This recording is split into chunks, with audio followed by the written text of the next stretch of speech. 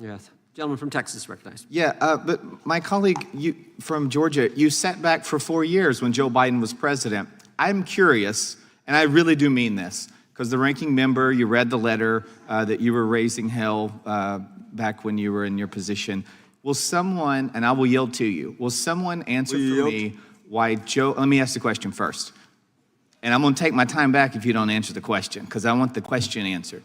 I will happily answer. Why did Joe Biden not release these files, and why did none of you come out and call for the release of these files when Joe Biden was president? Why did you wait until it became a political issue if your motivations are so pure? Mr. Goldman, yes, I'll yield to you. So, first of all, the reason why this has become such a big issue. No, that wasn't the question. The question was, why did you all not push the Biden admin to release the files? Right. Why did not one of you say Joe Biden's Justice Department should release these files, and if he doesn't, damn it, I'm going to get a discharge petition?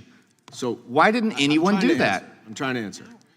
That we were not aware, I think it's safe to say, that Donald Trump was in the Epstein files. No, I'm not talking about Donald Trump. Everyone in this room knew about Epstein. It was a huge national story. Sir. I'm asking you, why did Joe Biden not release the Epstein files? It's irrelevant who may or may not have been in them. Why didn't you care about these victims? Irrespective of the fact that your political opponent could or could not be attached to these files, why weren't you guys calling out the Joe Biden administration to release the files? Please, someone answer.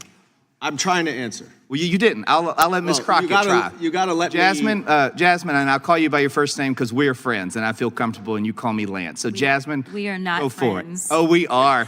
Do not Go ruin ahead. don't ruin Go my ahead. street cred. No, here's the thing. I will tell you that at the end of the day, for me, as a lawyer, when you have that Maxwell went through her trial in 2021, I believe that's when she was convicted.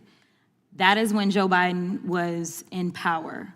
After that, she ended up on appeal, which she is currently on appeal now. So as it relates to whether or not that Department of Justice had even concluded their investigation, I can't say that they had, number one. Number two, by releasing the files prior to her going through her appellate process, that may have ended up being an issue that administration was concerned about. That's number one. Number two. She's in appeal now. So using that line, you're going to pull that back? I'm about to get to it because I saw y'all. No one. No, I said, no. I'm going to reclaim my time. Since you said we weren't friends, I'm going to reclaim my time. The time belongs to the gentleman from I got Texas. a real hard time with the Democrats saying that this is a noble cause when y'all weren't calling on Joe Biden's Justice Department to release the files. You're all a bunch of hypocrites to say this is a noble cause because none of you did anything about it. I yield back to the chairman. Gentleman, I need time now, Mr. Chair. yields back. I need time now since he wanted to be selfish. I appreciate I moved to strike the last one. Okay, y'all, this hearing took a sharp turn real fast. Representative Jasmine Crockett wasn't having it when Representative Lance Gooden tried to brush things off by saying, "Oh, we're friends."